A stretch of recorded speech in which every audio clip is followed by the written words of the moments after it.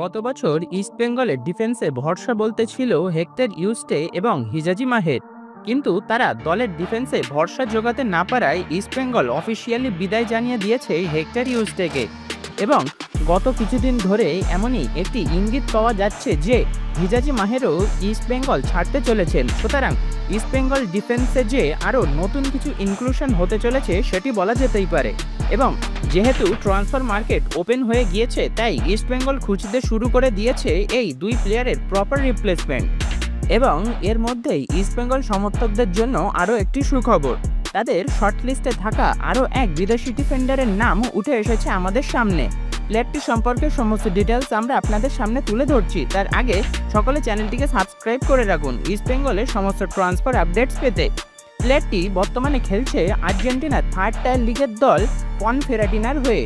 প্লেয়ারটির উচ্চতা 182 সেন্টিমিটার এবং market value 3.2 কোটি টাকা। চলতি মরশুমে 27টি ম্যাচে 13টি ক্লিন শিট এবং 3টি গোল করেছেন তিনি তার বর্তমান দলের হয়ে। প্লেয়ারটি এর আগে খেলেছেন স্প্যানিশ লিগের দল ভ্যালেন্সিয়া বিয়ের হয়ে। প্লেয়ারটি বর্তমানে তার কেরিয়ারের একদমই চূড়ান্ত ফর্মে আছেন।